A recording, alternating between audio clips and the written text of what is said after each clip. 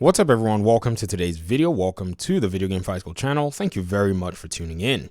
So there's a lot of chatter right now. The talk is that we're more than likely going to be getting the review embargo lifted on gameplay as early as tomorrow. I earlier thought that we'll probably be getting it sometime maybe, later in the week, but I guess middle of the week is tomorrow, so I don't know how much later in the week can look like. And it appears everyone is in this position where they're just buzzing about all of the information and all of the details, and I think it's actually quite cool to see all what's going on. There are so many questions, though. I really am in the position just to go ahead and say, what reviewers and previewers are you going to be looking at their content? Whom, are the trusted ones that you usually dial into? For me, I personally listen to SkillUp and ACG. I usually don't do much more than that because between those two, you're going to get a lot of unfettered, opinions and things to look out for when you're actually watching, say, previews with them. If that is, they are in the pipeline to actually get previews for Gotham Knights. On Twitter, nonetheless, I think maybe one thing that can also be looked at too is maybe, say, the big, games, news outlets. Those could be places that will probably be giving some information. It's going to be very interesting overall to look at everything from all the different perspectives. Now, here's the really interesting thing about Gotham Knights nonetheless.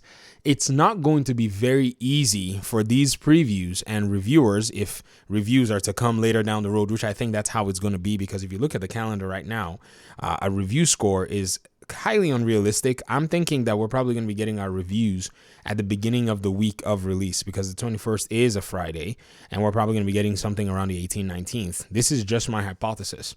So previews seem to make a little bit of sense in that regard. Now, I said earlier that it's going to be hard for these previews to surprise you, and the reason to that is actually very straightforward. The reason is because we've been getting a whole bunch of stuff for this game for a while now. There is no doubt that, in my mind, that you're going to be hearing things that you probably already know. And also, depending on the reviewers as well, it's going to be very interesting to see what their take looks like. Because again, most of the reviewers may not necessarily be dialed into the superhero genre. Some could be. And one thing I know, like I said, with ACG and SkillUp, is that they're actually very versed with some of the superhero, stuff. ACG is actually pretty knowledgeable. Been doing this for a very long time before SkillUp was. I remember SkillUp having come from the Division 2. That's actually the first content he used to do on the internet. I used to be a content creator in the same space that he was, and he decided that he was going to go do these reviews and do something big on, things happening in gaming. You can also go ahead and look at some of the IGN presenters as well. They actually have some really, based ones these days. I don't know if many of you have been paying attention. IGN has really revolutionized a lot of its content coverage, because it realized that even if, it could use a little bit of, placements from some of these publishers, its core audience is the gamers, the customer. So I think somebody probably figured it all out and said, we probably need to remember that, the people that really do pay most of our bills, or for the long term pay our bills, are the consumers. Because a consumer would watch an IGN review, even though the game is 5, 6, 7, 8 years old sometimes. If they look and say, oh, I've never played this game and I heard about it one time, I wonder what it's like, they can go back and look at those reviews or even previews to be able to see gameplay, to be able to see information about the game. But I'm certain that many of you have already made up your minds, though. And for those of you who are probably looking forward to playing the game, I want to know a few more details. How many of you want to play on the Xbox or the PS5 or the PC? Let me know your thoughts in the comment section. And I'm also certain that these previews are probably going to have some limitations. The limitations might be what platform they are actually, allowed, or at least allowed to reveal anything about what it is that they've played. I've seen this being done on some other games, but if you see that, then know that we have to be concerned. I mean, you don't see that quite often, but if you do see it though, and it's not, say, the choice of the previewer, then you know that there is need for some kind of a concern, because at the end of the day, you're going to basically say, okay, this is what somebody else was able to say about the game, and I think I need to put a question mark here. So if you give me, say, what are my predictions about what is going to come out of people's impressions of this? I'm thinking, in a realistic sense, that Gotham Knights is going to be a game that's more of a 7 out of 10. whenever you weigh their, their impressions, whenever you weigh some of what it is that they put together in terms of showcasing to the community, I think you're probably going to be at a 7 out of 10 type of game.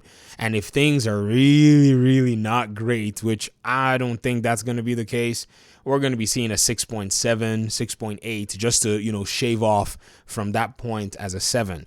Now, if anybody comes out and says this game is an 8 out of 10, then we know we are absolutely, or have been, in the dark all this while for some of the more interesting aspects of the game. And I think that would be a welcome announcement, because a lot of us have put a lot on the line in terms of, say, our pre-orders. And I know some people will say never pre-order a game, wait for reviews and all of that stuff. Ladies and gentlemen, some of us have been looking at this game with a fine tooth and comb that we can tell you off the top of our heads every single blemish that we wish was probably not in the game from the previews that we've seen. And so we already know what we're going into. This is not a decision that's based on blind purchases. It's a very informed decision.